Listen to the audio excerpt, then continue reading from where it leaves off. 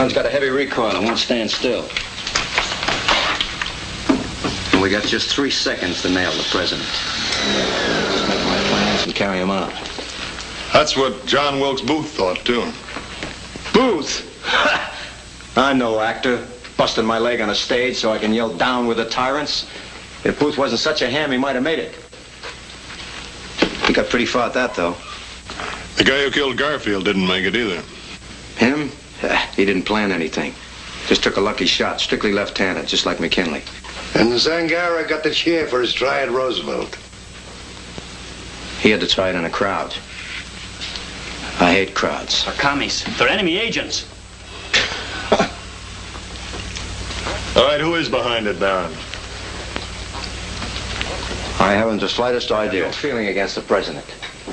I'm just earning a living. By treason. Hey, Stu's craps. Don't give me that politics jazz. It's not my racket. I don't even know who's paying me, and I don't want to know. What's the difference? Didn't it occur to you why they want you to do it? Certainly it did. But that makes them suckers, not me. I'm the guy who's getting it made. 500,000 clams for absolutely nothing. Because tonight at 5 o'clock, I kill the president. 1 second after 5, there's a new president.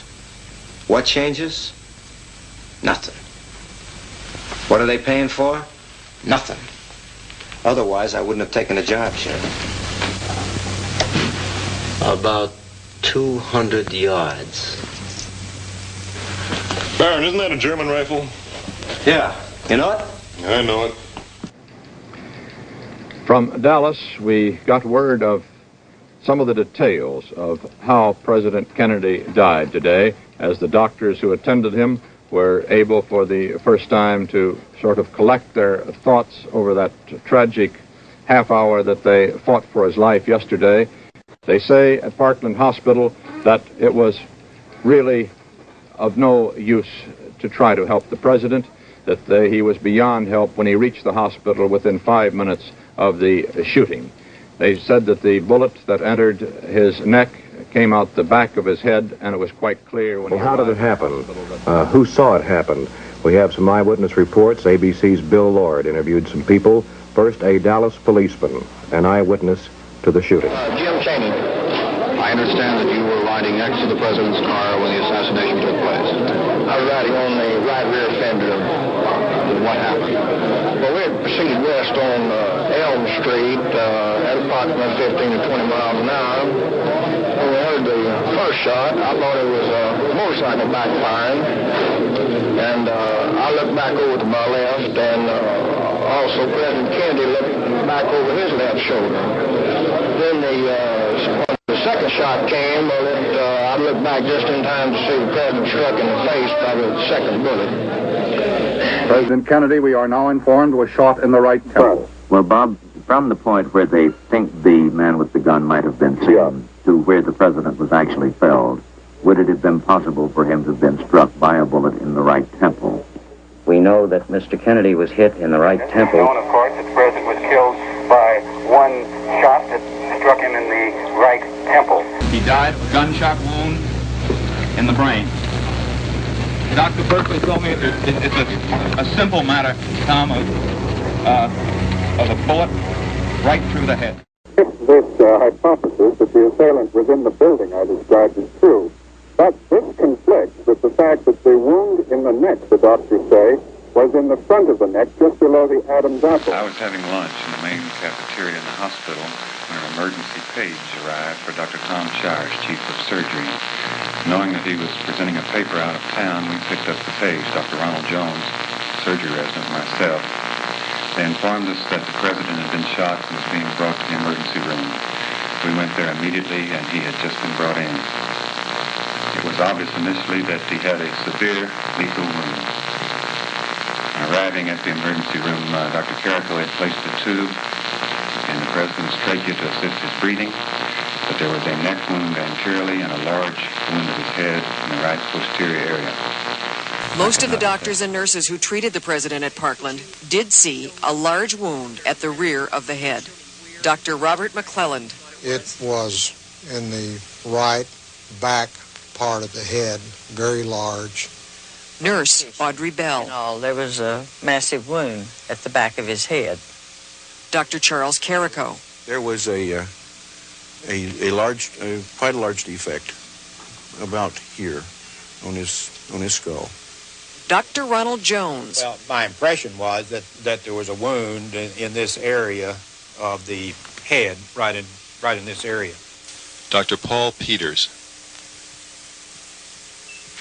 Right about there is where I thought the hole was. Occipital-parietal. Dr. Kenneth Salyer. Into the temporal parietal, back into the parietal area, this is the parietal bone right here, and this wound extended into the parietal area. Dr. Charles Crenshaw. And you'll hold right here on your ear to the back, and this bone that's on the back of your head is called the occiput. Right between these 2 points was the large exit wound, about 2 3/4 of an inch, the size of my fist. Dr. Richard Delaney. That was my remembering of what I saw. He shot to kill. He shot with deadly accuracy. Using a bolt-action rifle, he fired 3 bullets unusually swiftly, as if he had trained for this murder for a long time. A definite air of anticipation has built up here in downtown Dallas in front of the county jail. The county jail is where 24-year-old Lee Oswald is expected to be brought any time now. And if you'll join me over here, why, we'll let the audience in the theater and the audience at home know exactly what your line is. All right. Panel, I will admit we're being tricky, and we have perhaps 3.5 minutes to see what you can do. We'll tell you that Miss Kane is self-employed and deals in a service, and we'll begin with Dorothy Kilgallen. Could I use your service, Miss Kane? I think so. Could Mr. Randall? Yes. You're quite sure about him, aren't you? Reasonably. Well. You may be, Miss Kane. If we had need of your service, would we go to you rather than ringing you up and summoning you? Dorothy Kilgallen, sharp-witted TV personality and skillful journalist. From the 1930s to the 60s, Kilgallen was one of the most powerful women in print. With a single mention, the cunning columnist could make or break a career. She was a wonderful writer, wonderful reporter. Dorothy, stop the presses, tear out the front page. Have I got a story for you? Is it bigger than a bread box? If you got on her bad side, she'd let you have it. This is Milton Berle. Oh, there's a product involved. Product? Corn. Dorothy was, despite the controversy that swirls around her, a very bright and very good reporter of criminal cases, one of the best ever. She had stumbled across something really big. She did know too much. Her death is very mysterious. I mean, if they killed the president, they're not going to worry about a Broadway columnist like Dorothy Kilgallen, right? November 1963, the country was thrown into turmoil when President John F. Kennedy was assassinated. Lee Harvey Oswald was accused of the killing. Then Oswald was shot dead by Jack Ruby. Entered Dorothy Kilgallen, star reporter and columnist for New York's Journal-American. The inquisitive journalist landed a secret interview with Ruby during his incarceration in Dallas. The following March, Kilgallen wrote in her column, "The point in this historic case is that the whole truth has not been told." Biographer Johnny Whiteside. She was interviewing all sorts of people really deep into the case and running just series after series of stories in the New York Journal-American that were asking a lot of seemingly unanswerable questions. And she started saying, this has to be a conspiracy. But before Dorothy had a chance to publish her findings, the 52-year-old writer was found dead in her New York City townhouse. How she wound up that way is anyone's guess. I think it's highly suspicious that Dorothy dies after saying she's going to bust this case wide open and have the scoop of the century, the biggest story of all time. Are you an adorable gentleman who is noted for one particular feature?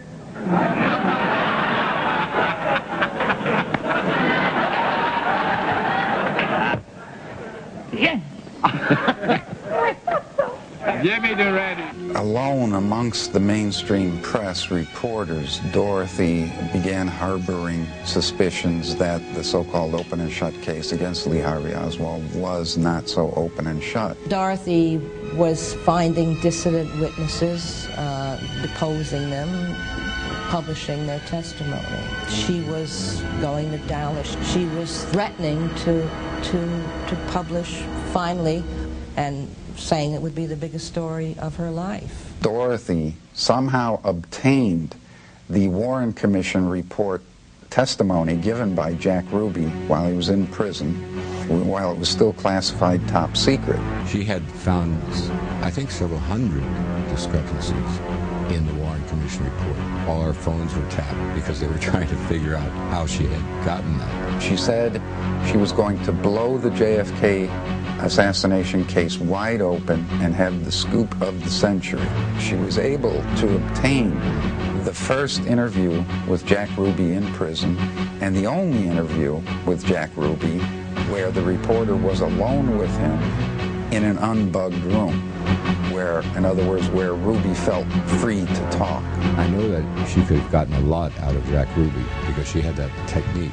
She gave hints that something was coming up, that she had stumbled on to something. She would say, I'm going to New Orleans. I got to meet a man there. It's all very cloak and daggerish. I wondered a lot about this so-called folder that she had. She brought it into the dressing room at What's My Line and said, here's all the stuff that I've learned, and I'm working on it. Nobody can have a look at it. In the summer of 1965, Dorothy was suddenly swept off her feet by a shady out-of-towner. This person I referred to as the new man in her life. It's suddenly romancing her, and his sudden interest in her was prompted by somebody,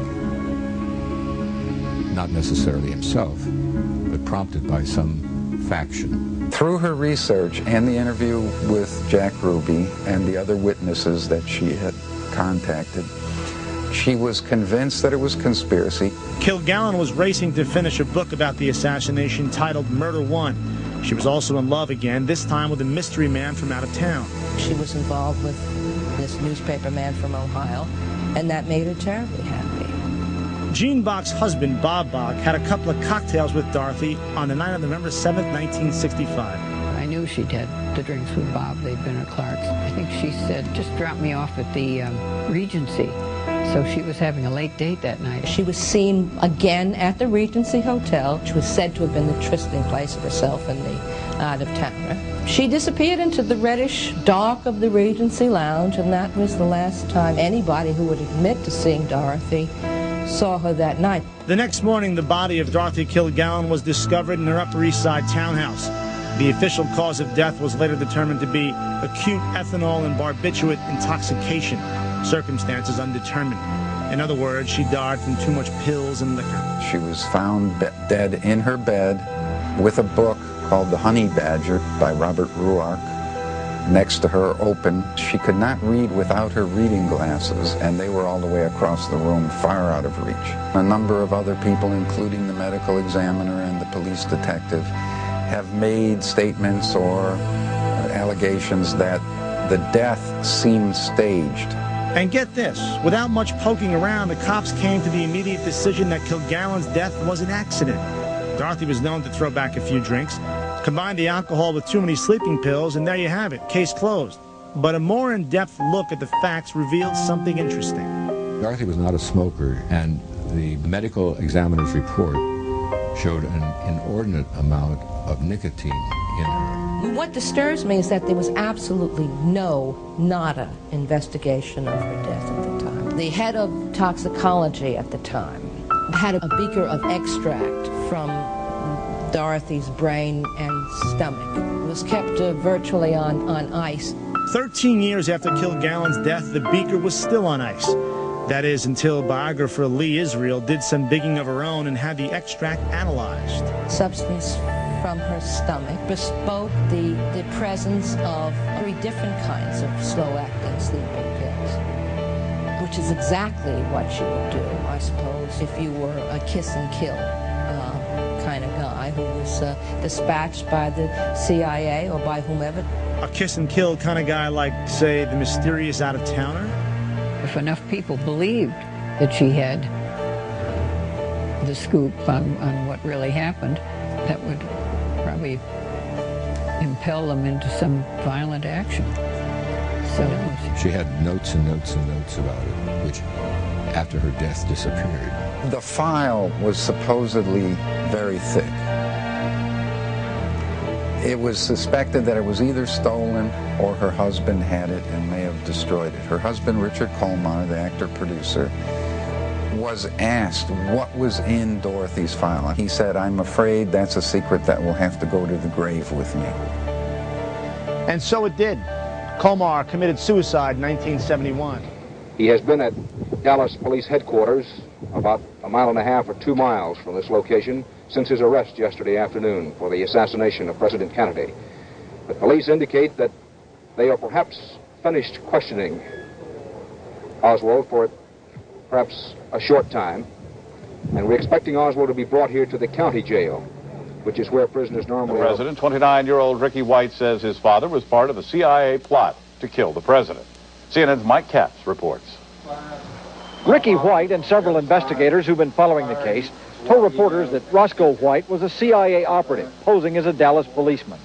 White produced documents he insists substantiate his claims. Faded messages from intelligence officials ordering the assassination. Messages refuted by CIA officials. There was a firing squad in Dealey Plaza on November 22nd, 1963. Beyond a reasonable doubt that Roscoe Anthony White was one of the members of that firing squad. Ricky White told reporters that 8 years ago he found a diary belonging to his father. Notes inside detail Roscoe White's involvement. Notes that indicated Roscoe White plotted with Lee Harvey Oswald and Jack Ruby to kill the president. The notes indicated Ricky White's mother worked for Dallas nightclub owner Jack Ruby, and that Mrs. White overheard her husband and Ruby discussing the assassination plot. Ruby fatally shot Oswald to death of the Kennedy assassination. It's something that I would not share with anybody else besides myself. When I found the diary, that it was shocking, most incredible that one individual in this room could ever think. Because this guy never gave the impression of being a bad guy. Ricky White says the diary indicates Oswald was a part of the plot but did not fire any shots. White also says his father is the one who really killed Dallas police officer J.D. Tippit, the policeman who it is long thought caught Oswald after the assassination, but allegedly was gunned down by the escaping Oswald. White told reporters Monday that his father set up on the grassy knoll behind a big tree and a picket fence along the president's parade route. Other CIA operatives, using code names, set up in the records building and the school book depository. There were 6 shots fired totally in David Plaza. 2 came from the book depository, which his name was Lebanon. The man in the record building was Saul. There was shot 2 shots, 6 shots fired total. Ricky White says his father died suspiciously in a fire at his job in 1971. White believes a witness elimination team activated after Kennedy's death killed his father. And White says his father's diary disappeared after an FBI agent looked at it. What I heard today does provide, in some instances, plausible sounding answers to some of those questions, and I think it bears further closer look. Other experts who studied the assassination disagree. You know, people want to believe this story. They want to believe it's a conspiracy, and they're going to believe it. This one, some others, there are over 300 of them now, and so I guess everybody had a little fun out of it. Ricky White wants this information and the entire case turned over to the Texas Attorney General, apparently not trusting federal investigators. But no matter the outcome, White believes his information will not solve the Kennedy assassination case. Mike Katz, CNN, Dallas. Ricky White has a startling theory on the assassination of John F. Kennedy. He says his father, with 2 other men, fired on the presidential motorcade on that fateful day in Dallas. It is his claim that his father, Roscoe White, was actually the one to fire the shot that mortally wounded the president. How'd you find this out, Rick? It was in 1985 when I had come across a part in the diary, but I found the diary... Your father kept the diary? Yes, sir. I found the diary in 1982 when my grandfather had passed away in Paris, Texas, and from that point on, I took the diary back to Midland, Texas with other material that was located in the footlocker that I found there in Paris. This is your father now? Yes, sir. My father's footlocker that he had placed there at my grandfather's place in Paris, Texas. I see. So you went to your grandfather's place, your father was still living? No, sir. He was killed in 1971. Okay. So he was dead a long time then. Yes, you were sir. a young man. Yes, sir. How old were you when he died? I was 10 years old. Okay. So you go to your grandfather passes away, you go to your grandfather's house, collect all this stuff, and your father's stuff was there. Yes, sir. And 3 years, call me Larry, okay? Okay, Larry. 3 years later, you find what? 3 years later, I come to a part in the diary. It was an everyday event that he would place into the diary. He was a police officer? He was a police officer for the Dallas Police Department, and I come across a part in the diary where it stated that him and 2 other men were in a part of the assassination. He was, it started out that himself was Mandarin, was located behind behind the stockade fence, and that Lebanon was in the 6th floor book depository. That would be Oswald. No, Oswald was not one of the shooters in the Kennedy assassination. Oswald was probably in the book depository, but was not one of the shooters in Dealey Plaza. Saul was on the top of the records building, and what they had was a triangular shooting fire at the motorcade. That's the diary date of Friday, November 22nd. Yes, sir. What did he have on November 21st? Did he write, tomorrow we're going to kill the president? No, he never did. What he had stated was that him and a few other men had met the day before and had corroborated the plans before the next day, and that was what the assassination would be, the November the 22nd. Did he enlarge at all on who Lee Harvey Oswald was and how that whole scenario took place? No, sir. No, Larry, no, he never did. He just said he shot and 2 other guys shot. That's correct. Did he write why they shot? Yes, because the men in the buildings would be diversion for the man behind the picket fence. And what it would be is they would fire first, giving the diversion of the people maybe looking up towards the buildings when he would fire the fatal shot to the throat. Your father was how old? He would have been 28 years old at the time. Why did he want to kill the president? He was asked through Naval intelligence, which was a right wing of the CIA at the time, to eliminate a national security threat. What took you 5 years to give us this diary? It took me a long time to be able to corroborate the story, to be able to find other people that my father was involved with. You mean you went on a 5-year personal investigation? No, sir. I was on a full-time job basis. I had to do it on a personal venture until 1989, and that's when I started doing this full-time. Why didn't you think of taking it, say, to the Dallas Times-Herald or Dallas Morning News or New York Times or Washington Post or CNN or somebody and say, look what I got here. Let's go. First, I had to prove to myself that the story was true and to investigate it. And my ideals at the time that I was never going to bring the story public. I wanted to... It's your father. I know that. And it's hurt me very deeply to come forward to tell the story. What proved it to you?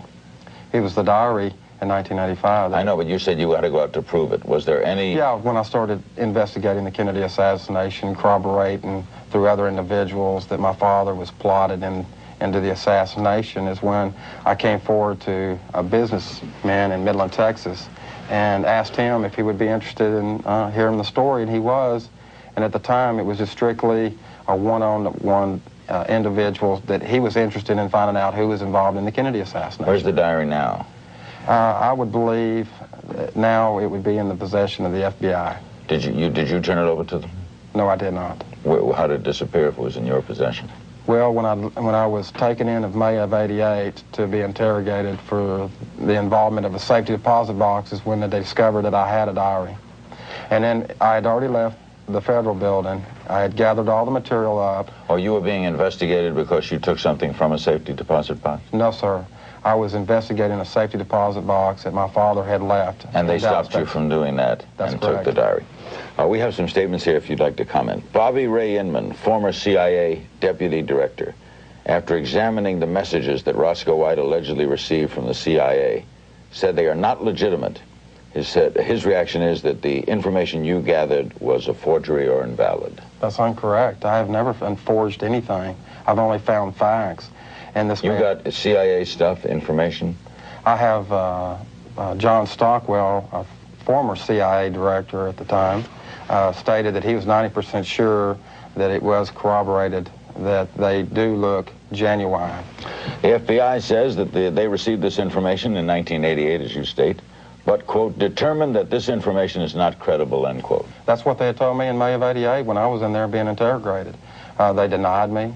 They told me it was not true, and I'd known then at that time that I was not going to get any cooperation out of the Federal Bureau of Investigation. And the Dallas Police Department told the producers of Larry King Live that it was unlikely your father would have been on day work at that time. He would probably still be in the academy. The Dallas Police Department does verify that he was employed.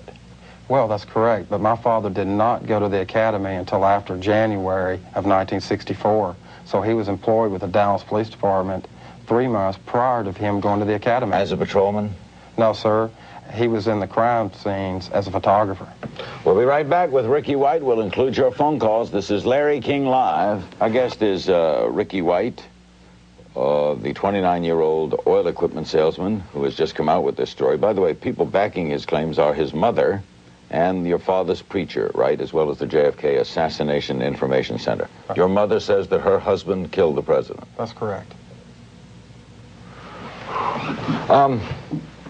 Why didn't you forget all this, Rick, and burn the diary? Well, it was because of my mother that I'm standing up and telling the people today. It's because that without her pushing me on and wanting the story to be told is the reason why I'm trying to tell it. But if everything jives and we now accept this, you have taken and painted your family, the father, you're in the mode of John Wilkes Booth, among the worst of our citizens ever, to kill a president by shooting him from behind. But it'd be worse not to tell the story and hold it behind. It is better to tell a story and let the people know the truth. And the truth is what tells for it all. Jonesboro, Georgia, hello. Yes, sir. I'd like to know if this is propaganda for a movie, and if it's not, why would he disgrace his name? And is this going to be a movie or a book? Neither one. We strictly went public for the safety of my family and everybody that was involved in it. Oh, you feared for your lives? That's correct. Laurel, Maryland, hello. Yes, Larry. How you doing tonight? Fine. I was asking, I saw his press conference, and he stated that the government told his father to do it. Why would the government tell his father to kill the President of the United States? Because he was a national security threat to the government at the time. You mean the CIA wanted him eliminated? There are many who thought that. Jim Garrison, now judge in Louisiana, thought that the CIA wanted the president eliminated. They thought it was a right-wing element of the CIA. That's correct. A right wing from the CIA. It wasn't actually the CIA. It was people that was above him. Did you talk to your mother about him, your father, and why, did she know he was going to do it that day he did it? No, she sure did. And I think she had the emption because she had overheard in 2 different conversations with Jack Ruby that they were plotting to eliminate John F. Kennedy. Your father died how many years later? He died in 1971. And 8 years later? Yes, sir. Of natural causes? No, he was an explosion at M&M Equipment Company, and it was a false... it wasn't... he basically had gone on a break for about 15 minutes and had returned, and somebody had cut in the acetylene hoses inside there, and the room had filled up with acetylene. And there was a 5-gallon gas can that was delivered from Aerial Chemical that was placed up under the welding table. And when he arched a flint and it exploded. You're saying they killed him? That's correct. Are the other 2 people, too, who are in the diary? We have no earthly idea. We're right now in the research of finding those 2 men. We'll be back. Joining us now is Baptist minister Jack Shaw. Jack was at Roscoe White's deathbed. And Jack, I understand Roscoe actually lived for about 48 hours after his accident, and you were able to talk to him. What did he tell you? We talked about several things, but at the beginning of the conversation, he talked about what happened. We discussed that, and he said that he had gone on a break, and he came back off the break, and there was under the bench, there was a can that he was in a hurry to get home that day, and he fired up the welding torch, and the explosion happened. And he also said that he saw someone leaving the scene in a hurry when he was coming back in from the break. So the point was, he indicated to you that he believed that this was not an accident. Yes, he indicated that to me, yes. Okay, now I know that you also made some 40 or 50 hours of audio tape with Roscoe's wife, Geneva. What did she tell you in your hours of interviews? Well, we talked about a lot of things, but she talked about overhearing her husband and Jack Ruby talking, and about the assassination, things like that, and we talked about many events that transpired after the assassination.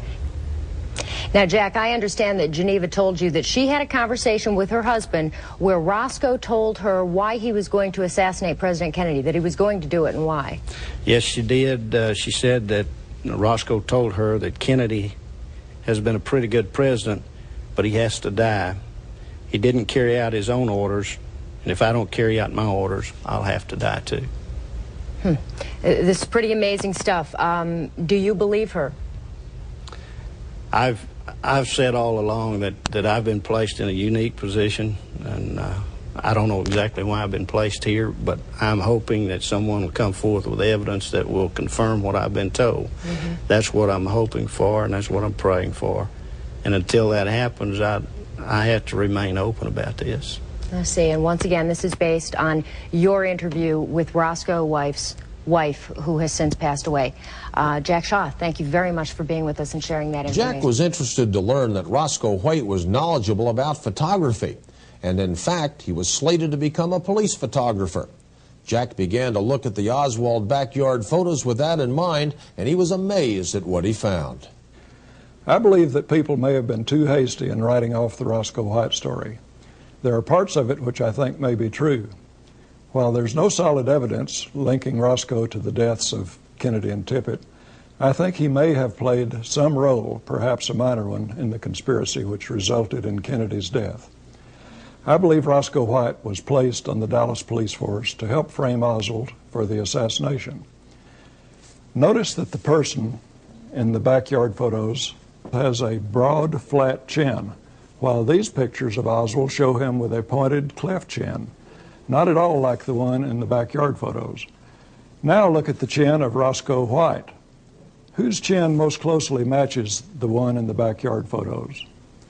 When I first saw this photo of Roscoe White and some companions on a beach, I immediately noticed Roscoe's thick neck, square chin, and broad shoulders. I also noticed how Roscoe stands with his weight on his right foot. White was about the same height as Oswald. In fact, there were many physical similarities between the two, with the exception of the neck and chin. Roscoe had a thick neck with big sloping shoulders, while Oswald had a thin neck with narrow shoulders. When I enlarged the photos of Oswald and Roscoe to the same size and laid one over the other, I was astounded to find that the height, posture, and even some features are an identical match.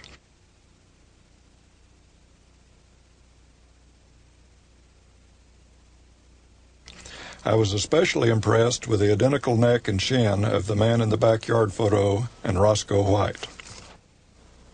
Also, it is known that Roscoe suffered a broken right wrist which never healed properly and left a slight lump on his arm. Oswald had no such lump. In this backyard photo, there's a noticeable lump on the figure's right wrist. It certainly seems to me that the figure in the photo could be that of Roscoe White. And of course, we also have the issue of this third backyard photograph. The Dallas police and the federal government have officially stated that the backyard photos were discovered among Oswald's possessions on Saturday, November 23, 1963, the day after the assassination. They claim that only two photos, one a print and the other a print with a negative, were found. Yet in the early 1970s, this third backyard photograph was discovered by the Senate Intelligence Committee in the hands of Roscoe White's widow. This again ties Roscoe White not only to the assassination case, but specifically to the backyard photos. And there's even more. This FBI document listing photos confiscated from Oswald's belongings indicates 4 separate pictures showing Oswald with weapons in his backyard. Yet officially, there were only the 2. Are there more? And is one the picture which was in the possession of Roscoe White? Many questions regarding the backyard photos remain unresolved, and even more have been raised. This is one of several dozen photographs the Dallas police claimed was found in Oswald's belongings. Apparently, it is a photo Oswald took while in the Marines. There are other photos of Marines and photos of Asian cities. In this photo of Oswald's Marine buddies, I found one person especially intriguing. After comparing the man in the fatigue cap in the center with many photos of Roscoe, I'm convinced they may well be photos of the same man. You can even see a lump on this man's right arm in the exact same place as the person in the backyard photos. I see this as further evidence that the man in Oswald's military photo may be Roscoe White. I believe Roscoe's only role in the assassination may have been to fabricate evidence to help incriminate Oswald. If this is true, it makes Roscoe White's connection to Oswald much closer than previously believed. And if White was involved in intelligence work, as stated by his son and others, then perhaps Oswald too was connected to U.S. intelligence, just as his mother Marguerite always claimed. Well, that's certainly food for thought. And the president talked with J. Edgar Hoover about the search for the assassin. He also put in a phone call to Dallas and got a report from the doctor attending Governor John Connally of Texas, who reported that the governor was in a satisfactory condition. Tonight, in a season of new movies and theories about the assassination of JFK, this report will draw lightning. A doctor who was with President Kennedy when he died breaks nearly 30 years of silence. Dr. Charles Crenshaw was in the emergency room when President Kennedy was brought in. He examined the president, saw the wounds close hand, and based on that, Dr. Crenshaw challenges the results of the Warren Commission in an eyewitness account that is rich in detail and history and emotion. Dr. Crenshaw relives for Tom Jarrell the death of the president. On a sunny autumn afternoon in Dallas, President Kennedy, the First Lady, and Texas Governor John Connally shared the presidential limousine. They passed large, friendly crowds, a good sign for a political outing. But as the entourage reached Dealey Plaza, passing below the 6-story high school book depository building, suddenly lives were shattered. We interrupt this program to bring you a special bulletin from ABC Radio. 3 shots were fired at President Kennedy's motorcade today in downtown Dallas, Texas. Almost since the day the bullets rang out here in Dealey Plaza, conspiracy theories have emerged. They've come from many sources, always suggesting a plot to kill the president with more than one gunman involved. The latest conspiracy theory comes from a respected physician who refused to speak out until his professional career was largely behind him. We've seen from news photographs what happened here on November 22nd, 1963. His views come from a small emergency room where there were no cameras present, and until now, details have been scarce. Doctor, the president we know was shot, passing on the road in his motorcade down below, and the official version has Lee Harvey Oswald firing from behind. From what you say and what you're describing, he was shot from the front. That's correct. Meaning there had to be 2 gunmen? At least 1, and maybe 2 more. And you believe that? I'll always believe that, because of the wounds that I observed at Parkland Hospital. Most important. Today, Dr. Charles Crenshaw is chairman of the surgery department at John Peter Smith Hospital in Fort Worth. But in the early 1960s, he was a 3rd-year resident at Parkland Hospital in Dallas, assigned to the trauma team, where he had observed hundreds of gunshot wounds. Let's recall the scene that day. A bewildered First Lady, her clothing splattered with her husband's blood, stayed by his side as he entered the hospital. Among the surgical staff rushing into this medical chaos was Dr. Crenshaw, a junior member of the emergency room team who became an eyewitness to history. We ran into the emergency room and there was bedlam, total bedlam. People were running in, people were crying. Did President Kennedy have any vital signs when you reached the... He had barely a pulse. He had an agonal respiration. He had no blood pressure whatsoever. Did you see the tide, his life in effect, running out? Yes. However, God love him, Malcolm Perry. He didn't want him to die as much as all of us. He started closed chest massage, pumping on his chest, trying to make him come back or resuscitate the heart. After the medical team had done their best, had worked as hard as they could and realized it was hopeless, was there time for tears among those who had put so much emotion and effort into this? Just before the cleanup really started, there was blood and bandages on the floor.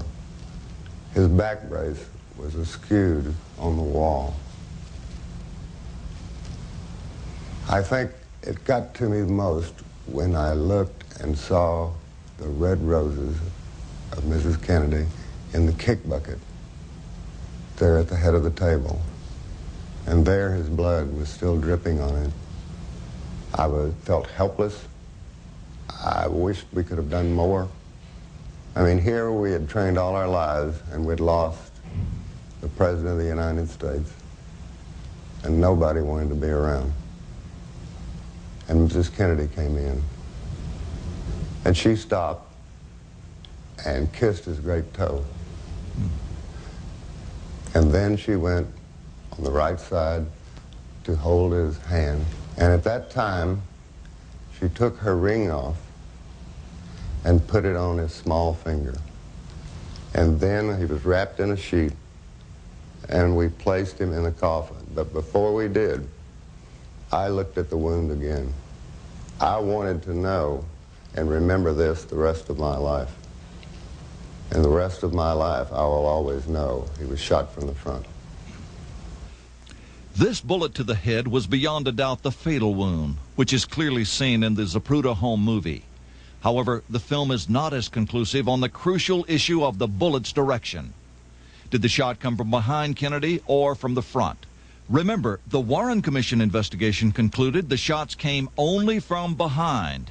Dr. Crenshaw says they're wrong. The bullet struck about where and passed about where? From here through. And taking out the back or the occipital part, the back of your head. This was gone, in our view, and that's the reason we could see the cerebellum. Had the bullet come from the back, what would have been the difference? It would have been much different. It would have gone a little more anterior and be a bigger blaster. Right. The second wound? The second wound was here in the throat, right above the necktie. It was a small opening, very small, 3 to 5 millimeters, about the size of your little finger. In a slow-motion study of the film, President Kennedy grabs his throat with both hands, reacting, Crenshaw believes, as if he is shot from the front. Compounding the mystery is this photograph of the government's autopsy, showing a gaping wound in the president's neck. A tracheostomy incision was done at Parkland over the site of the bullet wound. Crenshaw says someone tampered with that wound after he last saw Kennedy's body, making it larger to resemble a bullet exit wound. Look, this is the size of the tracheostomy tube. Incision was made and then placed in. This large part, this flange, stays outside. So it was a small wound, about the size of the instrument that you right. saw. An inch to an inch and a half, maximum. This wound, and described in the Warren Commission, was almost 3 inches wide. Double the size. Then. Double. Is it possible that the doctor working to put this in what may have been already a bullet wound made the incision too large? Oh, no. No, Perry was an artist with the blade. He was one of the best trained technical surgeons. But it seems almost incomprehensible that a team of highly intelligent, highly trained doctors could be standing over the President of the United States and see wounds that you say came from the front, and yet the official government story is it came from the back, and wait this long to break the silence. Intimidation, fear, and career-mindedness. Those were the factors. Exactly. But again, you have to understand the time in 1963. The people that were with this country were telling you what to do, how to do it, and I think the feeling was we went along to get along. Now semi-retired, Dr. Crenshaw has written a book breaking nearly 30 years of silence. Could the, what you call, conspiracy of silence have been out of plain old-fashioned patriotism among the doctors? No question about that. And Dr. Baxter had wanted no one to say anything because he was worried about commercialization. Well, I made a statement that any one of us in the school or in the hospital that ever made a dime off of anything they said about the assassination, I would try to see that their medical career was ruined. You felt that strongly? Yes. I don't know how many emotions were in that statement, but I felt like it was one that needed to be said. That's the reason I waited so long. I waited until I felt I'm at the end of my career. I don't fear my peers. because I think they believe it too. This is the basement floor. He has been shot. Oswald has been shot. Lee Oswald. Dr. Crenshaw's role in history was not over. Just 2 days later, another victim of the madness that gripped Dallas was wheeled through this hospital emergency entrance. Lee Harvey Oswald, the accused presidential assassin, was shot. And though mortally wounded, he too was brought here. Inside, there was another urgent rush of medics to the trauma room. Among them, again, the young Dr. Crenshaw. As the team was around him at the table, working, trying to save his life, you were called away. What was that about? The nurse came and tapped me on the shoulder and asked if I would take the phone call. And I picked up the phone, and it was like thunder, like God was talking. He said, "This is the president, Lyndon B. Johnson." I said, "Yes, sir." And he said, "How is the accused assassin doing?" I said, "Well, he's critical, but right now he is holding his own." He then said, "I want you to take a message to the operating surgeon and have a deathbed statement from Oswald." Oswald died on the table without saying a word. Could LBJ have made the call? The answer is yes. 2020 has obtained copies of White House logs from November 24th, 1963. LBJ was in Washington attending church when Oswald was shot at 12:21 Eastern Time. And at 12:45 p.m., the same time Oswald was in surgery in Dallas, LBJ was first told he had been shot by Secretary of State Dean Rusk. Moments later, LBJ, according to historian William Manchester, said to Robert Kennedy, quote, "We've got to do something. We've got to get involved." President Johnson then had 15 minutes to make a call to Dallas before going outside to be with Mrs. Jacqueline Kennedy for the procession to the rotunda, where the late President Kennedy would be lying in state. However, there is no official record of this phone call. What could it all mean? If LBJ were on the line to Dr. Crenshaw demanding a deathbed confession, it means the new president was moving quickly to wrap up the case along government lines. How much of that was in the Warren Commission information? None. None at all? I never talked to the Warren Commission. No one knew ever that Lyndon Johnson called Parkland. Today, at the School Book Depository Museum, among the exhibits, is a display of a few sketches of the Kennedy autopsy, along with the official explanation that the wounds were from bullets fired only from the rear. What was your reaction when you saw the results, photographs and the sketches from Bethesda, the autopsy done there? It was beyond disbelief for me. I could not believe that a real pathologist would put out something this poorly. Was this the same man you saw as far as John Kennedy, the same body that you observed? Not from the pictures that I saw. And I put him in the coffin. So you say their report in effect is a fraud? I say that it's wrongly done, and the way it was done, maybe they were directed to do it that way.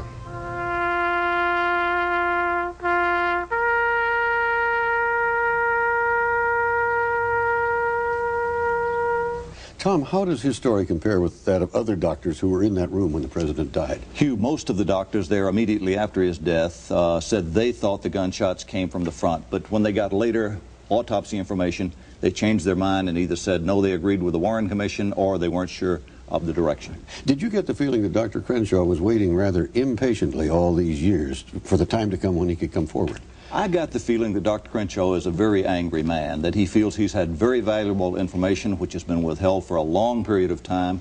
He still carries anger over the way the police, the Secret Service, and the FBI treated the medical staff with guns drawn and sort of took over the situation there. So I think he's glad to vent this. One eyewitness was Malcolm Summers, who reenacted his experience for Nova. After the motor van had passed, I waited about a minute, and then I came running over across to the nose. When I got here, I was stopped by a person in a suit with an overcoat over his arm, thrown over his arm. Also had a gun under his arm. It looked like a little machine gun to me, a small machine gun. Malcolm Summers was one of several eyewitnesses, including at least one Dallas policeman, who ran into people claiming to be federal officials and who were never found. Chief Counsel for the House Assassination Committee, Robert Blakey. a careful examination of where all of the Secret Service agents were that day and their duty assignments indicates that no Secret Service agent was in that area. Hello, police operator. Go ahead. Go ahead. It says news. Hello, we've had a shooting out here. Where is it at? It says news and police radio. What location? Between Marsalis and Buckley. It's a police officer. Somebody shot him. What's it? 404 10th Street.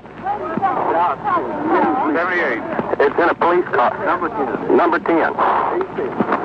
78. 78. Hello, police operator. Did you get that? Police officer, 510 East Jefferson. Researcher Dale Myers investigated the Tippit shooting. He certainly couldn't have gotten here unless he got a ride. Some people have conjectured that it was possibly a conspiratorial pickup. Whether the driver was a co-conspirator or a casual passerby is still a mystery. Killer gets to about this position on the sidewalk, and Tippit's patrol car pulls to the curb and either calls him over to the curb or the man comes over by himself and leans to the window and talks to Tippit through the vent window for 10 or 20 seconds, very short. And Tippit gets out of the patrol car, and as he does, the man steps over to the front of the hood here, and as Tippit gets opposite him, he pulls a gun from under the jacket, fires 3 shots across the hood, knocking Tippit to the pavement. Then the man starts to leave, hesitates at the back of the car, walks around behind the car, comes up to the front of the car, stands over Tippit, and shoots him in the head. Did he struggle on arrest? There was a struggle at the time of the arrest. There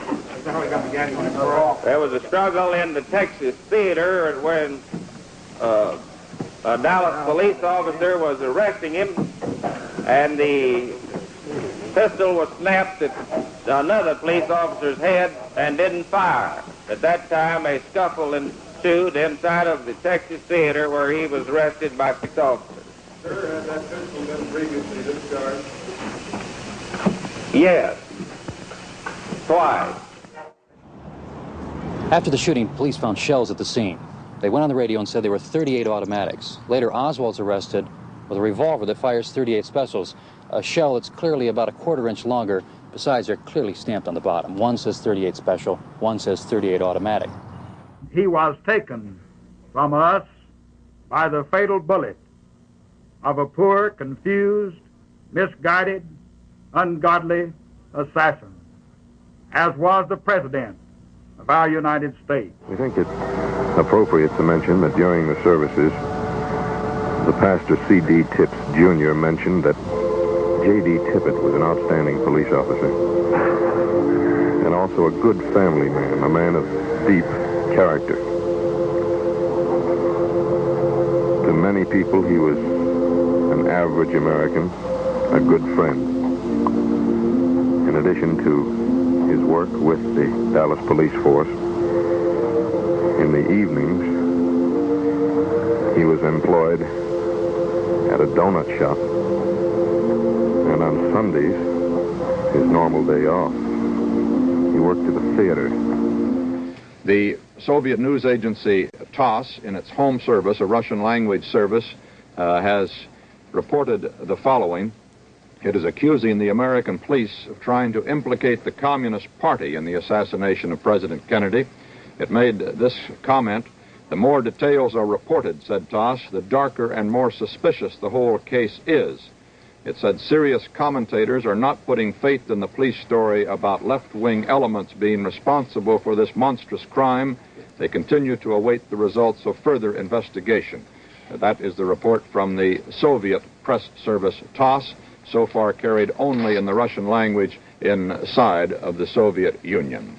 In my opinion, he wouldn't have had that. He would have been forced to instruct the jury to return a verdict of not guilty on the ground of insufficient evidence, because under Texas law, Article 714 of the Code of Criminal Procedure, a wife cannot give evidence against her husband, nor can she give leads that leads to the development of evidence against her husband. And the primary evidence that was so damaging against Oswald, connecting him with a rifle, all came from Marina Oswald.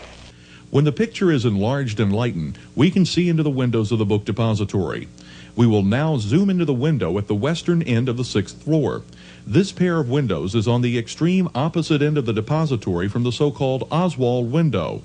As mentioned, this window has always been cropped out whenever this picture has been printed. We begin to see the image of the face and shoulders of someone in the 6th floor window.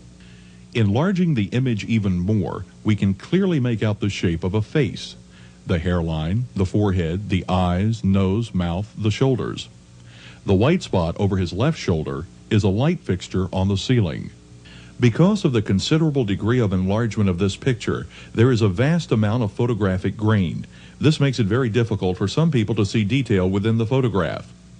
By adding an overlay of an artist's reproduction of the facial features, we can see details that don't reproduce well on videotape. Again, without the overlay. Once again, with the overlay. And without it. The lighting fixture is still on the ceiling of the depository to this day. Zuerst, ich bin aus allen Wolken gefallen, als ich einmal in Maritas Wohnung war in New York und sie hatte so viele Schuhkäste mit Bildern. Und einmal nahm sie ein Bild daraus und sagte, hier, Joe, das wird dich interessieren.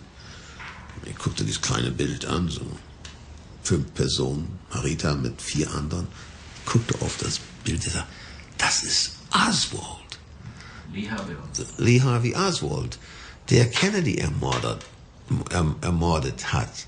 Und Marita sagte, er hat nicht Kennedy ermordet, er hat Kennedy gern gehabt. Er hat Respekt vor ihm gehabt, das wäre der Letzte gewesen. Er sagt, wie kommst du zusammen? Ich sag, sie war in meiner Truppe. Wir haben trainiert in derselben Truppe. Und ich habe gesagt, du hast doch nicht mit der Kennedy-Ermordung was zu tun. Nein, Marita, das nicht. Das glaube ich jetzt nicht. Fidel Castro, Perez Jimenez, CIA, aber das, nein. Ich sagte, meine Mutter war da und sagte, ja, doch.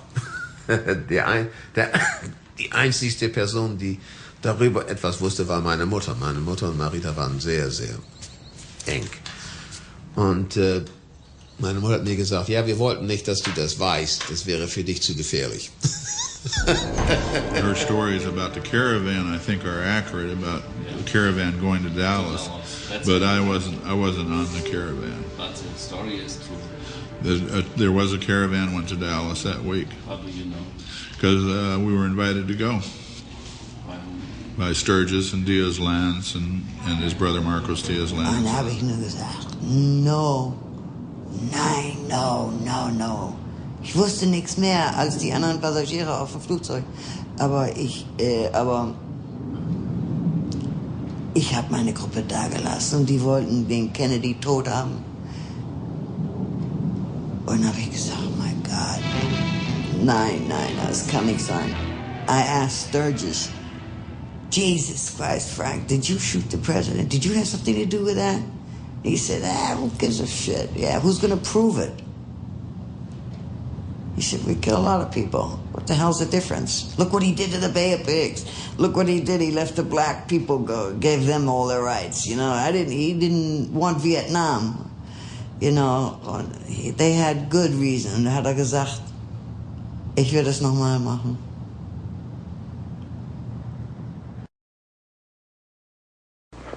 Texas School Book Depository, Elm in Houston. I went to work there yesterday. Here's the depository. In order for the motorcade to pass it, they'd have to make a jog right on Houston Street and left on Elm here, and then through the underpass to Stemmons Freeway. Isn't that a long way around to nowhere? It's the perfect place for triangulated gunfire. A man in the records building here, another man in the depository, a third man here on the grassy knoll, where he has excellent cover. They'll have to slow down to 10 to 12 miles an hour to make this turnoff. And when they've reached this point, they've walked right into the trap. And there's no way they can get out of it.